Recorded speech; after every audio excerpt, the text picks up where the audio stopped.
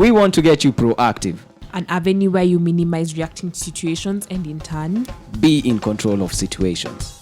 Let proactive be our new way of thinking and acting. Welcome back, everybody. Proactive is the show. We are on episode 3. My goodness. Hey, political mileage tuna gain hapa. Anyway, jokes aside, leo I am in studio with wasawa medihepa. Peter, utakuja uji-explain pali ulienda, bora ulienda kujenga Kenya. That's the only way tutakuallow. But finally, our third host, the host with the most, acha nimalize kukuhype. It's natural for me. I don't know how to do it anyway better. Is here, finally. Elsie, welcome. Thank you. Ulitutumia sistako last time. Yeah, nilikuwa shags. Ulikuwa umeenda shags. Yeah. Tumeongea hapo nje kiasi ukatushtua ukafanya tujue yenyewe wewe ujengi Nairobi unajenga nyumbani kwenyu. Lazima niende kwa ground. Elsie, please tell us about yourself. Welcome to this show. Everybody has been waiting to hear. On the low, man, let me tell you guys, amekam aka on the table amekelea the Constitution of Kenya. Things that I only thought I would search online. Akona the whole thing. Unajua hizi sio zile unaitanga kitabu. Uwezi kasema akona kitabu ya Constitution of Kenya. Akona the Constitution on the table. So if I dare go wrong today, like today I will watch my words, yani. Because I will be told it is in the Constitution. And ignorance can't be a defense. Man, say, karibu sana Elsie. Asante sana. Please, manze, jituambie we ni nani, kwa nini hii show, mbona umeamua kukuja kutembea na timu na Peter wakipiga kelele, wakitaka kufunza watu, why though? Okay. Yeah. So, my name is Elsie Kandi Dulo. I am currently a final year student of law at Kenyatta University. Parklands campus, that's where KU offers law. I have always been passionate about matters to do with governance. That's why I'm here. Good governance, you know. I'm one person who's always been interested in politics, but from the governance perspective. Right. Is this politics serving the Kenyans right? Do these politicians adhere to the standards of good governance? Are we enjoying the democracy our forefathers fought for? Okay. Are we all enjoying our human rights as Kenyans? Do we have a government that is leading by example in terms of, you know, adhering to the principles of the rule of law and, of course, upholding this constitution? All right. Yeah, so that is why I'm here. I think I should also add, I currently serve as the president of the General Assembly for the Kenya Model UN. Manze. And the vice president for ISEC in Kenyatta University. In charge of finance, legalities, and administration. So, basically, umeamua hautakuwa Moses, lakini Moses akienda vibaya utamwambia we nani unaongoza wana Israeli vibaya. But welcome, man. It's been an honor. I just called out for people and I asked, I want someone who's not gonna allow me to be off topic when I'm talking about legal matters. And you heeded my call. Kizungu yangu leo lazima itakuja correct kabla niangushiwe zile za najua amicus curiae hizo majina zote. But welcome manze. I am so happy. Nyinyi ndio wale mnaweza katishia mtu mpaka akose kuingia KSL, unajua? Sisi. Wewe Kenyatta University student. Mnaamua mtu hata ingia law society. Mumeseva. Alumni ya. Hey. Alumni yako na kura. Sisi bado tu, we're just spectators. No. Kama tujasema ako karibu kumaliza ni venye COVID inamdelay. Akimaliza hivi pia anaingia kwa alumni, wanaanza pia kutishia watu. Hii wiki umenishtua. But karibu sana. All right. So we've been talking about the report. And we had an amazing argument last time here. Passionate people are out here saying the Constitution can defend this. And others are saying this report is valid and we need to look at it not from a point of who is leading it, but taking it as Kenyans and saying, let's own this thing. And it is not so far off. Like, kuna wale wametengeneza tu tweaks hapa na pale wa define constitution venye itakuwa tofauti. But tuko hapa kutuambia sasa. Tuko hapa kuongea hii story. And we're going to talk about the first, like, let's cover the pillars themselves. We're gonna do like a series where we're gonna do all the 9 pillars, cover them one by one, make people understand hii kitu ni yao, ama kama sio yao, ama kama imerepresentiwa kwa constitution already. Tufanye tu watu waelimike, tujaribu tu kumake sure Zaka na understand kitu kwa nini Zaka atachukua hiyo voters card next time. Yeah, that is important, especially because, you know, ultimately as Kenyans, this BBI is there to affect us. Yeah. And it can only affect us with our permission. True. You know, it shouldn't just be because the leaders want the BBI to affect us. We should be the ones to grant it the permission to affect us. Why? Because as Kenyans, as the ordinary Kenyans, sovereign power is vested in us. In the people. That is Article 11 of the Constitution of Kenya states that. Manze lakini acha tuseme watu hawajuangi. If we want to amend this constitution, if we want this BBI report to go far, it should be about whether we want it as Kenyans. True. So this BBI should, you know, whatever is contained in the BBI should be what we, the Kenyans, want. Not what these political leaders want to shove down our throats, want us to believe. I'm glad you are here. Unajua, watu wananid kugeuka wakwe kama alumni wa Kuso Lapa. Lakini Kenyans wako like, ule mwenye ako na pesa ndio kusema, unajua. I mean, kuna stories tutakava even along the way, na I like the fact that you definitely like want to show guys and tell people like, hey, this power is in your hands. Yeah. This change is for you and not for them. And we must make sure that even as we cover all the 9 pillars, we make sure we show them like, stop this whole madness of it's an individual running this thing. Let's take this thing and see it for our own. Understand it, then decide for ourselves whether we want it or not, whether we will support it or not. We shouldn't just support it because person A says support it. I know. I mean, we can take the report and even change the name BBI and go like Kenyans for Kenyans. Exactly. Like, and it's exactly. Sovereignty. That is the kind of power that is vested in us. This is gonna be a nice one today. I am so excited, bana. Like, hey, last time nilikuwa hapa nilikuwa like, haya, watu watapigana hapa tukiona tu. Jokes aside though. But shout out to even allowing Tamia to come and represent you. Like, I mean, she did her homework well, allowed us to see the report as a different thing and not just condemn it because of a few individuals. Yes. And allow us even to go back and look at what the constitution, mpaka constitution imebebwa leo, na tujue some things they are saying are already there and we just need to implement them. So leo tunaongea juu ya inclusivity and devolution. I don't know which one you want us to start with. Inclusivity and devolution. Yeah. We can start with either one of them, but maybe devolution. All right. Perfect. Devolution. So I want to read what they wrote on the, like the overview of what they wrote. Lakini ni refu.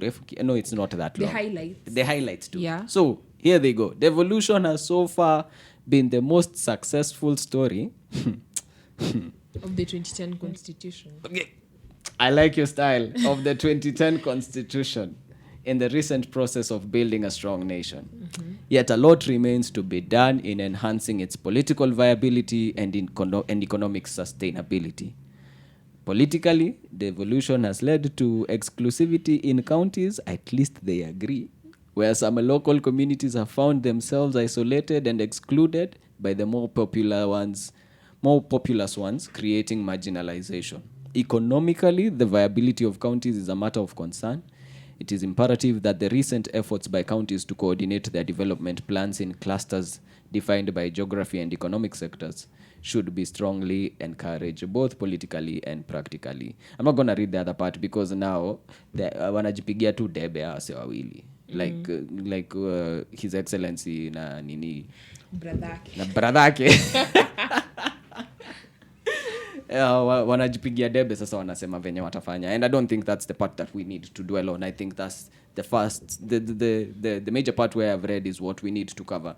So here comes 2010 allows us to draw 47 spaces that allow us to define regions from up like look at provinces. We moved to counties. Yeah, and that was because the main thing. purpose was to centralize power, to decentralize power. You know, because before power was vested in serikali. Manze, The serikali, everybody cries to up on news. Serikali saidia. mi kwanza nahurumia mtoto wa now serikali has come, Manze, a bit closer to you. I don't want to say closer to everyone, because you see now as you read the BBI you discover that Bado people still feel a bit neglected, a bit left out, but the whole purpose of now bringing the whole purpose of devolution was to bring serikali a bit close to the people, yeah, closer so you don't home. cry usililie serikali iko Nairobi, Exactly. yeah, serikali iko just around, sai tuko na ndio tuna impeach magavana here and there like all over. Mimi nahurumia mtoto wa primary. Unajua mimi nilikuwa tu na need kucover vitu 8 like nishike Eastern, Central. Exactly.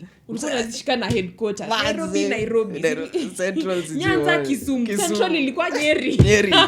Also Coast Mombasa. sasa do 47. Yeah, 47 counties. Wanazichora kwa hizo map. Sasa hiyo sijui. By the time ilikuwa introduce hata mimi nilikuwa nishamaliza. Ulikuwa shatoka, ulikuwa na kama hizo 8. Maze, wewe wacha tu angangane, but I think hata ita reduce wa kwanza to a regional base pali wataweza understand more from their side. Yeah. I mean, education tutakava on another season, but so here it is, imeletwa, but people still are crying foul. What's happening? Why are people still crying foul? Like, imerudishwa ikaletwa ati mashinani, majimbo sijui. Of course, people will cry foul because, again, we thank God for the media. The media gets to show us what's happening in this county that is not happening in this other county. We are seeing devolution working well in counties like Makueni.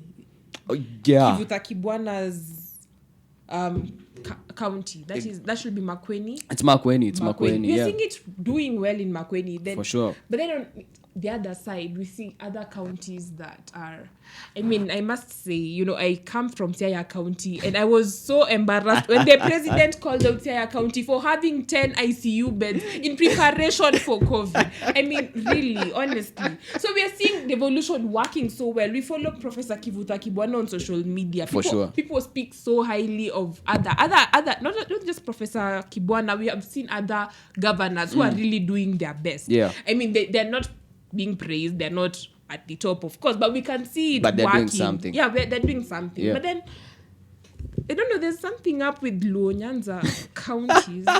I don't know why. Na lazima ukwe clear, uko passionate juu ni nyumbani na Sasa umeona ni nyumbani manze upendi kwenye vitu zinachezwa. And it was really bad even from originally tukiambiwa, like once the funding started coming towards the counties, like people are building like exorbitant gates and wheelbarrows which could drift on the road like super powered machines, like the prices that were on those things, manze. I remember I was in high school tukiambiwa hiyo story. Manze, like, wait, what?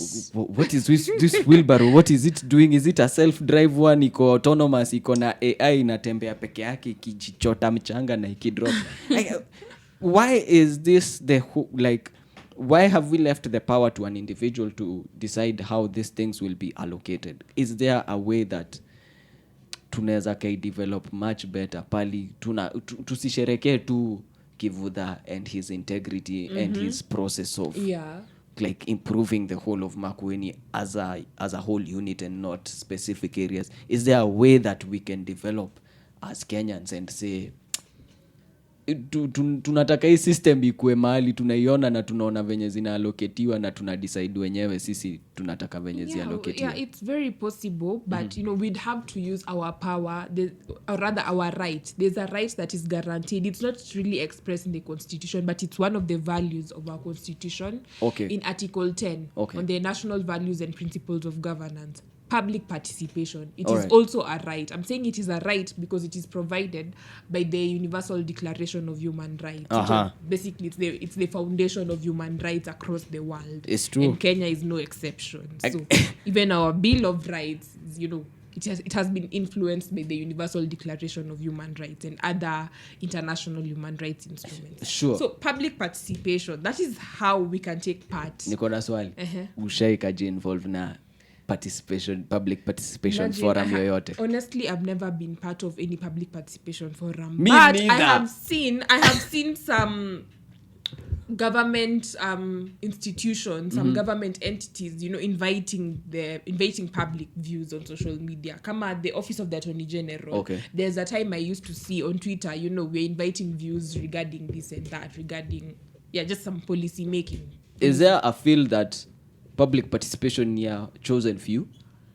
Like, how I understand your jina public, like ikisemwa. It's for everyone, every single person, but especially stakeholders. Yeah. Because public participation, from the cases that I have read, while I was, of course, I'm a student of law, so I read, very many cases from the judiciary. We unatembea na constitution. We're in next level, manze. With regard to public participation, the most cases that I came across were cases regarding taxation. Now, especially at county level, devolution, whereby counties pass tax laws, and the courts have nullified some of these tax laws because the public was not involved. Exactly. Zinarekoliwa tu kila saa. So there's in one of the cases, something was raised. Who is the public? Is it just any random person, or is it the person who will be affected by that particular tax law? Okay, what did the court did the court interpret it? Like, did they leave not just for anyone and everyone? Not really. Are you serious? It has to be for you who will be affected by the tax law. Like, it is mandatory for you. So the person. So, for example, if it's tax law, maybe an amendment that now will require maybe even what you are doing, that for you to even have a podcast like this, for you have to pay exactly. So you have to pay some sort of tax. Okay. You, as one of the people who's in charge of a podcast, the person who manages, you need to be involved. You're a stakeholder. All right. But then any other random Kenyan who really doesn't care, you just can't. I can't walk in and say I want to participate. You can, but the court will not really listen to you. So what is public participation? Public participation is involving the person who will be affected by a particular action by the government, be it the national government or the county government or the institutions under the government. Okay. Yeah. So there's a point where some things are always from a national point. No, yeah. Like they will but not the affect ones it. from a national point. Most of the time, they affect us. For example, budget making at the national level. It had to affect. So that is something, we should be given a platform to express our views regarding that. But let's just be honest. How many people even care? I mean, honestly speaking. Perfect. Do you even know budget ya Kenya? Yes, Do you know the last grant tulipewa, mnajua ilikuwa how much, ilitoka from which institution? Because that is my issue with Kenyans.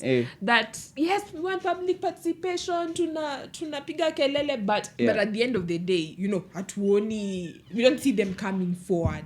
Yeah, you can start complaining corruption wanakula, but then you ask someone, okay, so ile story ya Aror and Kimwarer, who's involved, kuliendaje, pesa ilikuwa how much? They don't want, like, you just want to make noise for the sake of making noise, but you don't want to get to actually know the details, so that when you're even making noise, you're making noise from an informed point of view. I see your point. Like, I saw there was a meme where someone stands on the platform and asks how many people want change. Everyone lifts their hands, and then they ask how many people are ready to be the ones to make the change. Like, they even lesser people, and then there was the last question, like no one even lifts their hands. Like, and go, where? So that's the problem with us as Kenyans. So you see, even at the county level, yes, we can be involved. Even we are giving credit to Kivuta Kibwana because he's the head. I don't even know. I'm not from Makueni. I don't have a friend from Makueni. I don't know whether they really involve their people over there. Okay, so I have someone who works in Kibwana's office, and so like the one forum, like Kibwana is very big on going back to the people and understanding what the people want. Yes. And so before initiative yote afanye, so the public is really involved. Man's had to fight a lot with the MCAs. You remember, like, his first term, he had a half time like umse alikula tear gas na ndio governor wao, like akijaribu kuamsia, listen, this thing is for you people. And so it was interesting for me to see that way. And I like that we don't know how much the involvement is, because now we are here in Nairobi, and maybe we are here in Nairobi. Nata huku Nairobi, I've never been involved in anything, any that even affects the youth. But do you feel like this is one of the ways that they actually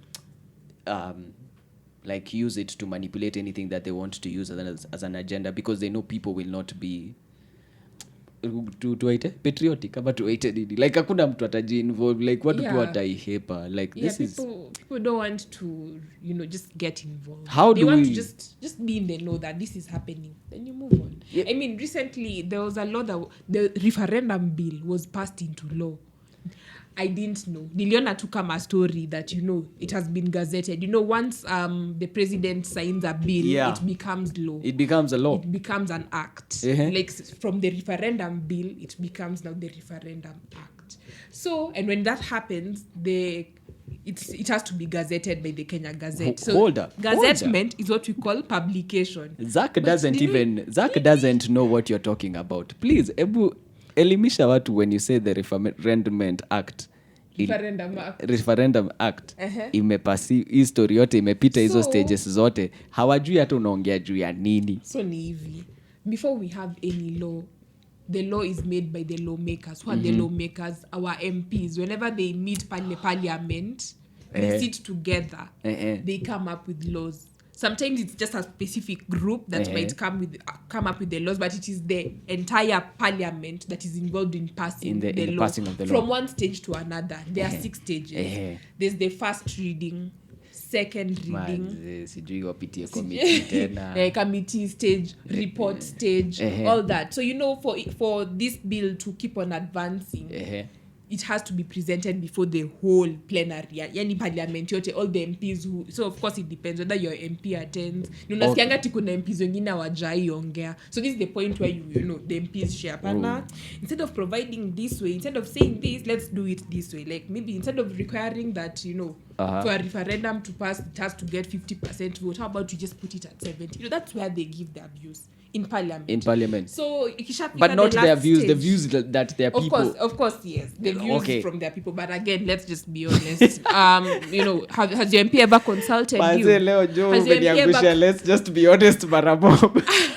Has the MP ever come to you just to ask you, okay, so let me not there's a marriage bill recently through the Easy2 forums, WhatsApp forums, huko Lowland that I'm part of.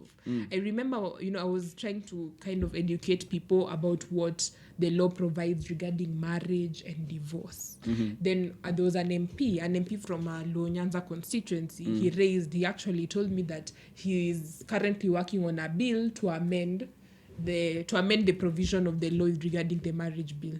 I don't want us to get into the details. Okay, of course I won't even share the name of the MP, but I will just say, the Marriage Act initially provided that, once you get into a civil marriage, you can only divorce after 3 years. But then it happens that watu one after 4 months, you discover, I can't. Hapana, hizi tabia siwezi. What? So he was trying to amend it to have, to make it now 1 year. You can divorce now after 1 year. And he wasn't exactly consulting me. I don't even think he consulted these people. I think it's just because I was there talking about marriage. Okay. Yeah. So, but the point I'm trying to bring, their participation. Do these MPs ever go back to their people and tell them, we are trying to amend the Marriage Act, so there's this bill that I have that I want to do this. What do you think? Should I vote for it? A lot of the times tunaonanga tu kwa news unasikia not even juzi, it's been like 2 years now, ever since the 2/3 bill failed. There was a 2/3 rule. There was a bill that was being supported by women MPs, alafu ikapotelea tu hivyo. And then you heard that even the number of MPs who are there to vote for it, hawakuwa wengi sana, kuna wenye hawakuwa. So do you even know whether your MP? Hold up, let me ask you. But I feel like we need to own our sovereignty. I know you're passionate about it. We need to own. It's ours. It's so at least you agree. There's to some extent the buck ends with us, because I feel like most of the times even the bills that they take there, maybe they're funded by certain individuals who want some certain thing to do, and they are looking to benefit from it one way or another. Exactly. I'm sure you heard something about gambling. Is it what do you call this Pesa thing that was passed recently? The taxation, whatever bill that's been. Yeah. I mean, that one has been crazy. I mean, so I have tunasikianga tu kama story that referendum bill was passed. So where were you? So the back end They agree. didn't involve The us. back ends with us. We never ask. We when don't ask. Yeah. Hatukai rada. Hatujuangi hata Na hata ikihappen. tukiona imeshawekwa, we don't make noise that hey, we Kuna were wase- here. Why did you guys just But then again, kuna watu hata wajui ku access the Kenya Gazette, like they don't even know when these things happen. yeah, you have to go to Kenya Law's website. Uziget like watu wanangojeanga tu ikwe big on TV ndio So ile nye itakuwa big on TV kama hiyo referendum. Zinapita hivi katikati. Hamtajua. And they later on affect Baadaye tu ndo mtaletewa. This is what the referendum act says. You don't even know when this Ebu referendum turudi. act gained the force of. Ebu turudi kwa ground, turudi kwa devolution pali tuko na issues mob before tunaweza referendum it affect your devolution. I mean BBI won't become anything unless it happens through a referendum. Yeah. I see what you're saying. Yeah. I mean, hey, okay, you've opened my eyes to like I didn't even know about that one. Yani leo ni zile nashikwa tu off guard, najua what kuna ingine imepitishwa na hatukuwa tunajua. Kwa hivyo whether we want it or not lazima tutaenda hii referendum, tupende tusipende. It's so crazy. But I like the fact that tuna agree like some things have to be changed, like the back ends. Definitely. With us. Do we develop and create spaces where when it comes to public participation, it is more clear and open in the public when such a thing is needed? Because I feel like only specific, like they will always find a way to manipulate these spaces wanataka how a specific kind of public will participate. If a certain bill needs to be passed and it's favoring a different organization, like now radio will come and say bado frequencies ziko, podcast inataka kutuua, maybe internet itakuwa mahali pali inafika, kuna msetu atataka kupenya katikati ajaribu kuwa hizi platform zote zina creatiwa na podcast, watengeneze some hefty bill kutoka out of nowhere. Ama photographer niliaffectiwa saa zile tuliambiwa hadi kufly drone, saa hii tutakuwa tujui tunatafuta license kutoka sijui CV. Were you involved in that? I wasn't, because nilipata tu. Yeah, so that is something we need to change. So how do we change it? What do we create? Is it for us to create spaces where they have to tell us when they're doing this, and we have to put it where it is visible and not conversations that are only... Okay, so how do we do so? Yeah. Or rather, who should be responsible? Who should be responsible? Thank you. This is be responsible? nani anafaa kuwa anafanya hii kazi? According to the law. Yeah. According to the law regarding public participation, not just Kenyan law, also law from South Africa. From case laws that I've read from South Africa, the government has a duty to facilitate public participation. Yes, public participation exists, but I can't keep on going to parliament. Hi, how many bills do you guys have today? Where can I participate? Where is the forum? No. They should be the ones to announce that we are doing this and that, and we are inviting views from the public. We shall collect views on this day at this venue at this time. Okay. And make sure it gets to the local people. So you find, honestly, I don't remember the names of the case laws, but I really handled matters regarding public participation when I was studying tax law and when I was studying public interest litigation law. Okay. Because that's another, it's a unit in tunafunzo kwa kusol, where, we are taught matters public participation. Okay. And from there, from the cases I read, it's up to the government to announce. Okay. But even in announcing, they don't just put posters that just in their offices. Not everybody will go to their offices inafanyangwa kama memo ya ofisi. Yeah, exactly. So what they need to do, kama ni gazeti, they have to publish it kwa gazeti. Social media, if it's something targeting the youth, it only makes sense to make these announcements via social media. It's true.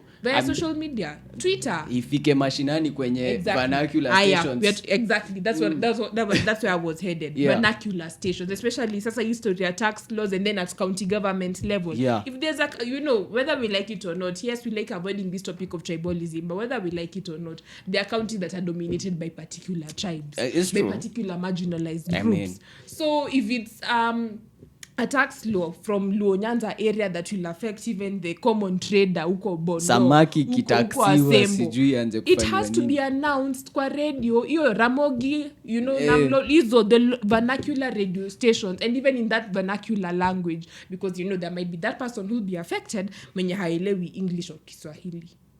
My goodness. I So mean, the duty is upon the government. Of course, we also have a duty. For every right attracts a duty. So when we have the right to public participation, the responsibility the duty to ensure that they facilitate public participation is on the government. But I'd still say we also have a duty as Kenyans to at least try to be in the know. true. Karada. I mean, Don't just live life if you're too. but I agree. I mean, Karada. I think if So to that- some extent, hold up. I think to some You extent, just can't the be government like a has to statue. play a role because if it is played even in like majority in the vernacular stations wanze kuzisikiza, a lot of people would be more interested. Number two, they need to make it from a legal point. Ukionge from a legal point wanze kutaja hizo cases act previous laws venye zilipitishwa, like people will I mean they'll lose it. But ukisimplify uambie this is what is happening, like you can tell people like H2O, but uambie maji imepatikana na hii maji na benefit watu fulani lakini nataka kufanywa hivi, and these people usually go and hide and use sijui bigger words and use sijui different kind of ways to manipulate it. Ndio ukifika huko wenye na benefit hao wale watu watakuwa affected. And so maybe is it for us to ambia push for this government to do much more? Of course. That's yes. Like that's we the have burden to that we have to remind the government that, hey, we know we are entitled to this right and you guys have been doing this, but you need to change. And it only has to come from people who understand it, to make sure that even those people who don't are part of this group that is like me and you, when we read it and we see that, hey, manze kwanza umenifanya nikuwe nikimake sure kitu yote kipitishwa lazima niende ni make sure saa ndakuwa na make sure niko updated. I'd just say karada. Yeah, like champion for these things so that when it comes to public participation or when it comes to when the government needs to do a lot more in the involvement, like in public participation, we have to keep them accountable. Aish. And I think that's where and again, devolution, going back to devolution, what was the purpose of devolution? Why did the 2010 constitution exactly so that we are involved, we the ordinary Kenyans are involved in governance? Look, we are not even gonna try hide both of them. I have felt the whole time, like even when we are talking inclusivity, devolution, they are one thing. But even as I talk about this, and as I speak so passionately, I don't know, I'm not even proud of myself because I've never been involved on anything governance in Nairobi. Hapo lazima I've grown up in Nairobi, nimesoma huku Nairobi. Wewe ulienda ukakuwa involved na ya home zaidi bana. Ni kwenda tu nje venye mnaendanga tu ushago, mnakaa few days mnarudi. No. Unapitia tu hivi na kule unataka kujua. I'm even a voter in Nairobi. I don't vote there. And you know what I tell those friends of mine over there, including the politicians, is that I spend most of my life in Nairobi. So I'm affected. Whatever law is passed in Nairobi, I will be affected directly more than I will be affected over there. Then they tell you, what about your people? My people can also vote for themselves. But the people are not that. Your people will need you at some point. My people have national IDs. They do. They have their voters card. Exactly. But they don't know what's happening. So but they don't know what's happening kwa ground. For sure. Sasa, maybe the most I can do is advise them. Yeah, I mean, be vocal about it and just say, I mean, Nairobi, you will understand it and you will interpret Nairobi it. Pia, easy story. Come on, right now we transition from, I don't even know whether it's even clear whether Nairobi is still a county, Nairobi Metropolitan Service. What is the position? I don't know of what we are doing, Manze. These things. He woke up the other day and told us that they Nairobi Metropolitan Service. So, okay, where does that leave Sonko? Where does that leave the county I saw assembly? today on the paper that a where lot do we of the have paper MCAs? Who are they oversighting now? amereclaim back hiyo kitu. Nimeona akisema he was intoxicated, which is a very valid defense, very valid for sure ground for rescinding. Hata niliona Nelson Harvey mentioned it on Twitter, which is also something we are taught in law school, that intoxication is a valid ground to rescind a contract. You are not in your right state of mind when you got into an agreement, or probably you are coerced. But then again, he claim and make inafanya. Can he prove it that that's the thing. Really he was given liquor and that liquor affected him? That's difficult. Because he signed one thing to even just take liquor, and but he signed it at State House. He signed that contract at State. So he's making a big claim. If we hold him accountable to what he's saying, kuna watu watahave kujibu kwa nini walikuwa naenda kuchukua governor wetu wanampatia. Because hao ni national, si tunataka kujua mkubwa wetu akaunti kwa nini mlienda kumlewesha ndio mchukue kaunti yetu. Yeah. So he needs to come out and say clearly, hey, we hiki tunasema sio ati ndio uchukue tu But kaunti I'm yako glad back. he's coming back. I'm glad we're finally hearing getting his back voice. our Because before, tulikuwa tunasikia tu kwa gazeti, kwa news, such and such is happening. But you know what you would have what I expected at that time is that if indeed Sonko is handing over powers to the national government, the least he could do is even give us a public address and tell us, you know, my people, This just happened. my people, you know, this is what It really happen overnight. Yeah. Manze, kidogo tunaona ni kama tunaingia some military rule, kila mtu sahi anatembea hapa na emblems zake na kofia yake. Yeah. However, I must mention that the constitution does allow the national government to intervene in the affairs of a county government if the county government is failing. All counties? All counties. But when do they dictate we are failing? So it depends. It depends on what is happening. And now for Nairobi, we were almost hopeless. Now there was no deputy governor. We were, you know, and there was no sign of ever having a deputy governor. So it, as long as it's done in accordance with the law, it's actually provided for in under Article 187 of the Constitution of Kenya, 2010. Under the name transfer of functions and powers between levels of government. Okay. So a function or power of government at one level, for example, at county government level, may be transferred to the government at the other level, may be transferred to the national government now. By agreement. So it has to be by agreement. Remember now Sonko is trying to challenge the validity of the agreement. Now I see what you're saying. So akisema intoxication, namaanisha alisign your agreement bila hata kusoma the implications of that agreement. Na ilifanywa usiku. Hey. Well, tunasikianga kwa tuliona ikisainiwa na ile masaa ilisainiwa. Si tuliona tu kwa gazeti picha. Lakini wacha atakuja atatuambia yeye mwenyewe. Sonko ndio atahave kuji explain akisema alikuwa intoxicated. But you know, what do you think of it, Timo? Because let me just finish reading Article 187. Okay, sure. It may be transferred to a government at the other level by agreement between the governments if the function or power will be more effectively performed or exercised by the receiving government, and the transfer of the function is not prohibited by legislation under which it is to be performed. Do you think this Nairobi Metropolitan Service now is doing a better job than Nairobi County Government was doing? Look, I am coming from a background where I was working with Kidero, and Kidero for sure compared to Sonko. I mean, so my judgment might be biased just because of where I'm coming from, so I don't have a better picture of what has been done. Maybe if I do a process of nitembe bakweni hivi. No, I must say, as a resident of Nairobi, I used to feel, you know, yes, we have a governor, but funny, our governor is just there to show off his bling blings and his wealth and his rescue team. I mean, fine, they're doing a good job, I must admit. I've seen their charity works, and I really appreciate it. Did you see? In fact, they don't even limit their charity works to Nairobians. They actually help people from other outskirts. Yes. Did you see the video? I mean, he did a documentary like last night, I think from Thursday, I think. Oh, did a documentary of the improvements that he's done in the county. No, I didn't see Emans has tried. Okay. Emans has given us a stadium. Lakini bado Exactly. Sasa hii drama yote inakwanga ya nini? Ati he's calling somebody ako kwa choo tunasikia sijui ameflash. I'm like, really, you're the on the ground, you're the governor of Nairobi City County Government, sure. The capital city. When investors think of Kenya, they think about Nairobi first. Decorum wise to agree, say like ikikuja kwa decorum, like, it's questionable. But and then he doesn't even have a deputy who can at least make him look better. Elsie, and that's what Igate was. I somebody who's educated, somebody who's learned, somebody who's cultured. There's a time when we could be proud sure, of. I agree with you. And for sure this guy ikikuja kwa like kufollow decorum na kukua kufollow procedures, for sure like he doesn't do like what would be considered normal. Like he's done some crazy things at times, and I question like what's up with it.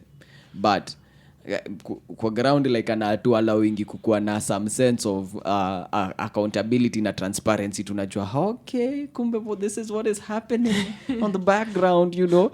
And I mean, as funny as it looks, and at times as inhumane, man. Okay, I don't have a better word. I'm looking for the better, like the right word to use, but he's been trying his best. and maybe he's back. So he deserves credit, yeah? I'll give credit where it's due, but I know there's a lot more that can be done, and I've said mimi nachukua kutoka aspect ya niliwaka na Kidero manze na hey manze huyu hata akiwa hata na hiyo ucivilness yake yote hakuna kitu yote niliona ikihappen kwa hii Nairobi. Me, I was hopeful about Miguna. It's interesting. Then no, now if you were to go back, I don't think I would consider, because let's not get into that. Umeona venye tunaweza kaenda to some different. I wanted to point out when they choose to do something like that and say a county is not working. I was thinking about how Turkana and oil and the whole process had just started, and they can just say it's not working because it has never worked, and the agreement will be okay to party a national government point. And you saw even from the process I will fight a lot. So I'm just trying to see at what point will the national government get into such an agreement. Is it this guy will be the only one to... I don't really want to give one person the power. Like the governor can wake up in the morning and say, okay, we are not doing so well. National government come in. Who can decide whether we are not doing so well? It shouldn't be. It's supposed to be the residents of the county. For sure. But what actually happened? Because I didn't feel like Nairobi was allowed to say whether we are doing so well or not, or why should we bring in the national government into it. Exactly. Look, we can go about devolution the whole day. There's a lot more we have to cover in terms of even funding, and we wanna point out about what they've said about inclusivity. Yeah. Again, nitaacha palium say na brother yake wanajitaja nionge juu ya the beginning. And so they say inclusivity is one of the greatest challenges Kenyans face. We as Kenyans have failed to appreciate our God-given differences in how we think, the languages we speak, the regions we come from, the way we worship. We have failed to appreciate that. We are the... What? Ase wanaandika vitu zingine. We have failed to appreciate that we are as the fingers of the hand, weak alone and as strong as a fist when folded together. All right. Our political system has been unable to respond to feelings of alienation in sections of our people. Many feel alienated from the mainstream national development initiatives and political activity. Such real and imagined exclusions is, utaniambia hii anathima ni nini, to effective national building. I mean, they made it sound so nice. But the whole point is that they want to emphasize that as Kenyans, as much as we are all Africans, we are all black. We're still different. They're still different. Yeah. We still hail from different tribes. We speak different languages. We worship differently. Now, of course, we have a group, Christians, we have Muslims, we have Hindus, we have an upcoming group of atheists. And I think what the BBI is trying... upcoming group. See, when they're coming up. So. Okay, So now the whole point of, what they're trying to emphasize on is tolerance. Okay. Tolerance stroke inclusivity. And of course, for us to have an inclusive society, it has to start with tolerance. Actually, another interesting group is coming up. Which one? Quite controversial, but LGBTQ. Oh man, Quite controversial, but another upcoming group is that. So for us to have an inclusive society, it has to start with tolerance. It has to start with us appreciating our differences. Because the whole essence of humanity, what makes the world beautiful, what makes Kenya beautiful is... I don't know about you guys, but personally, I love that difference. I like learning from other countries. But when it comes to elections, I don't know what happens. Something happens. Something happens, and me, I'm Luo, you're Kikuyu, lanes, what happened after elections. What's good? I mean, I've never understood. I don't know why. When it's time for elections, we go back into our tribal and the thing cocoons. is, we can't still complain now from a family background, because me and you have been educated and have become more knowledge. Umesomea hii Nairobi, and so unajua klasi yenyu ilikuwa na kila mtu. Yes, exactly. Nimesoma Nairobi all my life. But I am so worried too. Even now as I speak, I'll be honest, Kisumu is an open opportunity for me, but I'm worried about when I go there, what will happen come election times. And I don't know ukianzisha biashara huko Nikianza ita biashara. survive after 2022. Those are not questions we should be asking ourselves, but unfortunately we are. It's rather unfortunate, but it's Where a did fact. we go wrong? Hata tu hata hapo kwetu sijui I tell my mom I'm going, we have an event in this area, so during the election year 2017, where are you going there? Are you sure you'll be safe? That's the first question they ask. So we can't continue to live like that as Kenyans, but how can we remedy that issue? For sure, because that's the question. And that's what BBI is trying to encourage, inclusivity. Do you think the process they started when they were trying to schools selection, when they were trying to include like anyone can anywhere, did you think like ilikuwa something that can work? Ilikuwa kitu inaweza help? It's cool so that tusione ati watu wenye wana people who come from coast are very different from you. You can There's actually a perception that they are always lazy. Yet I know a few coast people like who are really hardworking. Like I know someone who, when it comes to working, like they make me feel waketiki yake nanifanyanga ni feel so lazy manze. Yeye ndo anakaa akinipea lecture na kushinda like, where is this conversation that coast people are lazy? Imetoka na kona gani? Yeah. So that one could work. Maybe it has. I don't know.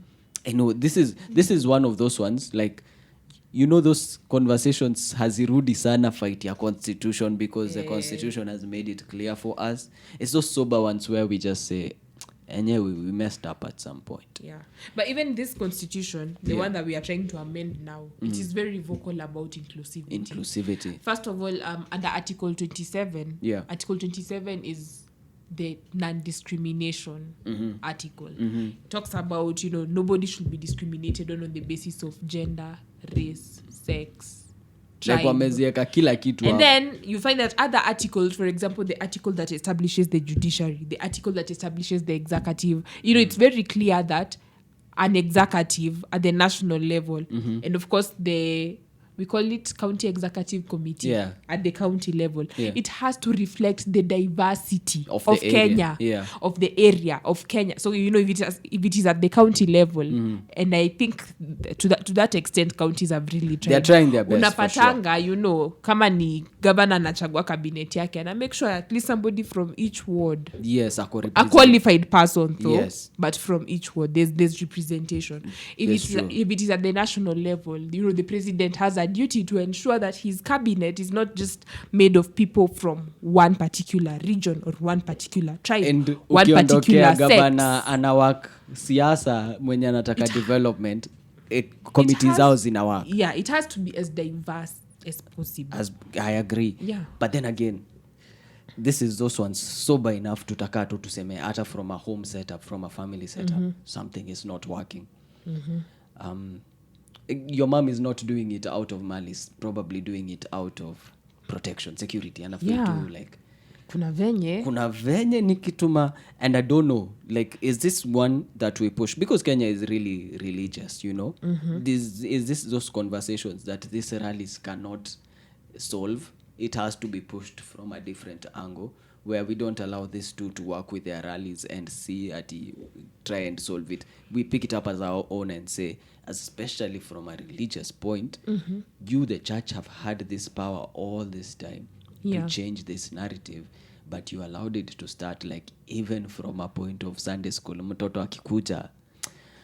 I heard what Tamia went through the other day when her sister went to play with the friends and then came back and asked such a weird question. I forget the question, but it was based on starting to find out, like, who is a Luo, who is Kisi. I don't know. Like, it was some. I don't know. I've not heard of that story, but I remember. There was a time our baby sister, because we are 3 girls. So our baby sister came home and with a friend, and the friend was like, "Can you speak Kisi?" And we're like, "Okay, she cannot speak Kisi because the first place she's not a Kisi." She's actually but now we're also careful about with such conversations, so that we don't make her feel like she's better or a lesser person because she's Luo. How do you appreciate this? I mean, we are that closing stage. We're trying That's to a close difficult show. conversation. You know, how do we just accept that? Yes, we have Luos, we have Kikuyus, we have Masais, we have so and so, we have Njems, we have we have of course the majority tribes and minority tribes. How do we do away with that and say yes, we have tribes Alafu, like Alafu? Yes, they're Alafu. Like look, they're still Kenyans. I tell you this, even guys on the show, napeleka mahari Kisumu. But bado kwa kichwa yangu, at the back of my mind, bado hiyo kitu yunisumbua. Kuna ile siku tutapanga hiyo safari. Tutachukuliwa aje. And I'm sure you know even your relatives, because peleka mahari is not just an individual. You involve your uncles and the Nairobi ones have appreciated me, like they have accepted, made me feel at home. Huko. I don't know when I go there. Kutakuwa aje. Nitafeel aje. So that's something we need to come out of as Kenyans. So if BBI, I will say, if BBI has a good, if it has good plans, if it has beautiful ideas that can be implemented, not just kusema tu, ideas that can actually work to change that whole perspective, that whole narrative that we have currently, then it would be amazing. Then I'd say I'd actually advocate for us to let's pass this BBI. These are the core things that they should be actually like ditch all the other pillars, because we can see them somewhere in the constitution and we can vouch for them and like run with them as a country. But inclusivity, like this whole idea that people can go back to seeing each other as brother and sister and not from a tribe, and then be so patriotic about their country and defend it with their whole lives. If we can cover those two, whatever else they're trying to do will be such a walkover. Yani kila mtu atakuwa like and I said it last time, but on the show. Again, the other thing is this issue about this division about we are different people has been there since time immemorial. Time, even in the world, even in Germany, we are Jews, we are purebred Germans. Exactly. You go to the US, we are blacks, we are African Americans, we are whites. And even within the black community, we are Africans from Africa, then us, we are African Americans. And then we are Latinas. In Africa yenyewe, people from the north are not being Egypt, Libya, are they Africans or are they in the Middle East? Do they associate themselves with hata uko sure kama wanajiita Africans, hata si hatukuangi sure kama tunawaita Africans. By the juicy, I came up with a trivia for Kenya Model UN, the organization that I serve as the president of the General Assembly. Was it the one and one I of was the questions, but then that was, we had a trivia prior to that event. We had a trivia, and one of the questions was, which is the first African country to gain independence? So back in primary, I was taught the first African country to gain independence was Gold Coast, which is currently Ghana. For sure. Gained independence in 1957. But then Egypt, if you look at Africa as a continent, Egypt gained independence in 1922. But they so there was, Egypt is not an African country. Okay, me by then nilikuwa tu nakumbuka ya Ethiopia pale. Even right now if you Google, it will bring you Gold Coast. Gala is the first African country. So where does that leave Egypt? But it's in Africa. We are out of time. There's one thing I remember. I serve in a church where they teach something called the 414 effect. And it's based on the scripture that train up a child in the way they should grow and they'll never depart from there's a way they finish it. If you capture the mind of a child from the ages 4 to 14, you have captured their mind. Another thing that BBI acknowledges. Exactly. I don't know whether you've read it under the second pillar, which is on rights and responsibilities. It even, mentions that the church should, again, much as, the way the church puts couples who are just about to get married through counseling, how about the church also owns the idea of, teaching these people their rights as citizens, their responsibilities as citizens to own this idea. And the church taking it up and putting it in a family background. Exactly. And the law, the Kenyan law is passionate about the individual person, the society, and of course before society it is the family. You've touched on pillars we are going to cover. But so known as, there's no way we can discuss one and totally leave out the other because they are interrelated. They're interrelated. In one way or another. So we'll just pick up even going forward. I'm sure we'll cover. Tutakuja bado na tutataja zingine in the process. Even as you're discussing the other pillars, we'll go back to the pillars we've discussed today, inclusivity and devolution. But welcome back. hizi stories za kutupatianga hapa short notice ukiamua kutembea mashinani. Najua hizo sitafight, ni mama anasema, so nitakubali. Kusho ni mama anasema, si mimi nasema. By then niliambiwa ni wewe tu uliamua tu kuenda. Yaani unapenda tu hivyo. Nilikuwa tu napiga story nasema it's okay guys. It's been one of those tough ones. We don't know how to finish them. Today I was trying to be very sensitive with the time. But you know this one will not end. Hata tukirudi next episode tutakuwa, I have to do my homework. Elsie has made sure that sijai kafikiria juu ya public participation. But we'll be here. We'll be ready and we'll talk about this. I'm going today. My first thing I'm doing on my WhatsApp ni kuuliza watu kama wanafanyanga public participation. Have they ever been those people who wanted to exclude a certain society? This is things that I have to do. So don't forget to follow us as usual on Acute Media website www.acute.co.ke. That's Acute with a Q. Producer nimeacha wapi pengine? Si nimesema zote? Yeah. So thank you guys for joining us today. See you next time. Elsie? Thank you guys. I hope you have learned a lot, and I hope after this conversation, and I hope after this conversation you've just had, you will take it upon yourself to be in the know, one, to be involved too, and if you're not being involved, to question why you're not being involved and find a way to get involved. You had it, man.